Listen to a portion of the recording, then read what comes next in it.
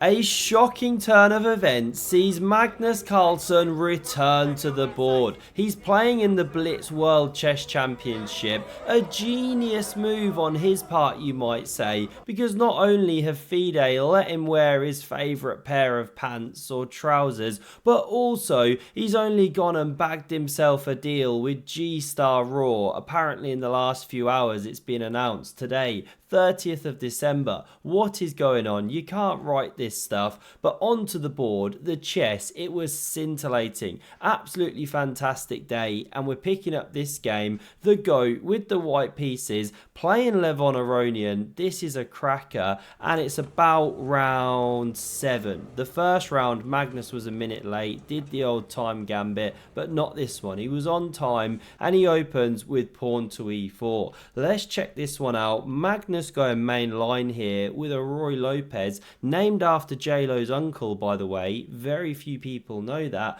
And after a6, if you're newer to chess, you may think you can take and bag yourself a pawn, but you can't. This one comes, you're winning it back by force. So instead, Magnus retreats the bishop, goes for this main line. Levon develops, preparing to eat in the center, and Magnus just castles, says, "Be my guest." Now, these are some of the main moves. Bishop e7 leading the way, closely followed by b5, right? But we didn't see any of these moves. We saw takes on e4, known as the open Ruy Lopez or open Spanish game, because the board's opening up. Now, Chewbacca's favourite move, the Wookiee one, looks natural, but actually this is the tried and tested response. Just ripping open the e-file, trying to destroy the enemy monarch. And that's why black is well advised to develop, get the king out of dodge. Now we see Chewie's move. This one defended, or not defended, sorry. In a moment it is. First it offers a choice. Magnus decides not to go in for the line where you take the knight off the board, and then we see the knight defended. This is all theory. Magnus picks up here. Bishop e6 develops. Pawn to c3, takes more control of d4, gives this one a bit of room as well, and after castles, knight bd2, tremendous pressure on that pony in the center. We see Levon now spawn a second seahorse, going after the bishop. Magnus flicks in this one, saying if you take here on b3, no good, I take here, hit your queen, and I'm going to take with check. Then I win this piece. White's going to emerge a minor piece ahead. So queen d7, correct move. Now the bishop tucks back, staring at the king, and this can get dangerous very fast. Levon's aware, so he starts with bishop g4. The queen can't really move, right? So f3 played, opens up the king, yes, but kicks back the bishop, and now we see some epic pony maneuvering with knight f1. Magnus going on the tour de horse, and there's some dangerous attacking ideas if you don't respond quickly. You know, this one's coming very, very fast, right? Please excuse my voice. Late here in the UK. I've stayed up watching the chess. What an evening. Bishop g6 rotates around now, and it's a good move because when Magnus expands with f4, now you're in time to trade some pieces, pawn recaptures, and take on c2. That deadly attacking weapon traded off the board. Lots of pieces getting hoovered off. Knight d2 challenges this strong one. How's Magnus going to mix it up? Watch this. It's getting epic. This is on the way now. What does Magnus do? Does he start trading, I don't know, a3 or something, let these ones just come off the board? No, he plays the awesome knight takes on e4, giving Levon an entire exchange, which he gladly accepts. We've not seen something this shocking since Magnus Carlsen turned up at Real Madrid and even tried to play footy or soccer in his jeans. The guy loves a pair of jeans, right? Even on the football pitch. Now, what's Magnus's point here? Well, he hops in with this one, picks up the tempo on the queen, therefore saving the horsey. After this one moves, now we see these bishops possibly getting traded, but Levon decides no, good policy. He's rotating around, and even though that knight is going to drop off the board, look at the positional counterplay that Magnus gets. We see the queens leave the board. Gary the goat starts bleating, but with not a single open file on the board for these rooks here, Magnus does have compensation. He's even trying to squeeze Levon now. Now with the pawn under fire, you could defend it, but this is nice. We see pawn to c ships here, saying if you capture, no worries, now my rook hits the open file, you're simply helping me open lines. This is hopeless for white. Suddenly the rook's springing to life. So that's why Magnus does not touch the pawn. Instead he brings in the king here. Rook ac8 now played, bishop b4. These rooks just waltzing around, not sure what to do. These ones waiting, and Magnus marches in the king. Given the question mark, but okay, it's minor stuff. You know, the engine preferred this, but this is still good from Magnus. And now Levon pushes this pawn on the edge of the board, as we can see. Weird looking move, but it's actually one of the strongest ones. Again, it's all connected with opening lines for the rook. Now when this one comes to the a file, he can't actually take it because before it comes, Magnus pushes p, defends, but now that bishop is a bit sidelined, out of the game. This is Levon's point. The king comes to f8, rook c3, preparing to reactivate, king e7, a3, king d7, you know, not best apparently, some kind of rook waiting move was, bishop b6 now best for white. Magnus instead brings the rook to the h file, hitting this pawn, defended, now he goes bishop b6,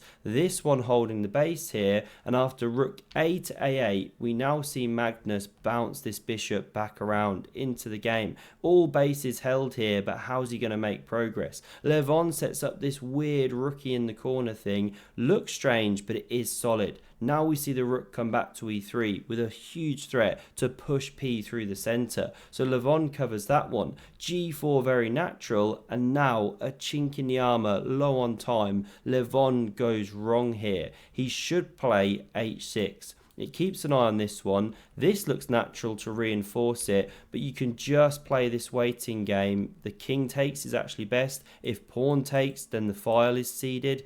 And how do you actually make the breakthrough? Here's some sample lines. Black just waits with the rooks. Where's white's actual pawn push to break? Who knows? It could come maybe through the center here, but with the correct defense, you should be able to hold the bases. But this wasn't found by Levon. He goes g6, and there's a big problem. The dark squares, Swiss cheese. Magnus strolls in with the king here. We get captures, pawn takes back, h5, and the king hits the promised land of the f6 square. Look at the pressure on the black position. Rook h7 meekly covers, but rook g3. Only one rook on the board for Magnus, but it's dominating the only open file. Rook a8's played, going after the base of the chain there, and after e6 check, now black's in huge trouble because the juicer is juicing along. Now we see king c7. You could immediately invade with the rook here, but instead we see h4, good move, rook e8 played, coming back to cover that pawn, and after rook g6, king d8, Magnus now brings this king around, trying to invade on the d6 square. That's why Levon covers here. Rook f6, patient play from the world champion of Blitz right now. Rook g7, and now you can't yet go rook f7 because you're in this pin. So Magnus steps to the side,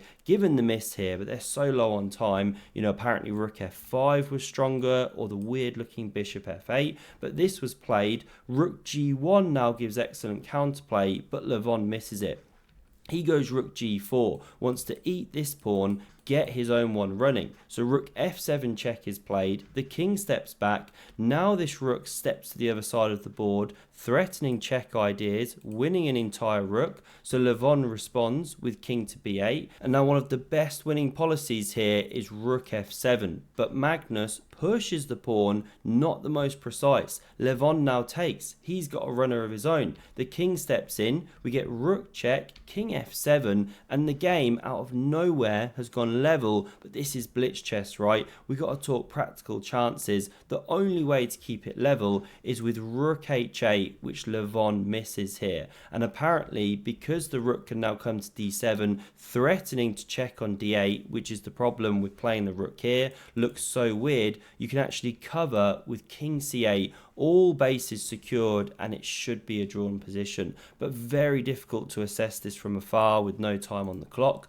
So this one was played by Levon, staying close to the king, but now rook d7. It's slamming down on the back rank. We get h4 played, bishop d6, killer check, sidelines the king, and now the rook hits the back rank. Levon is dead. He covers this rook here, but after this one takes, king recaptures. Magnus could now go bishop e5, interposing, then making the queen, or he could just do the immediate lady being born. This is what he goes for, and Levon resigns the game.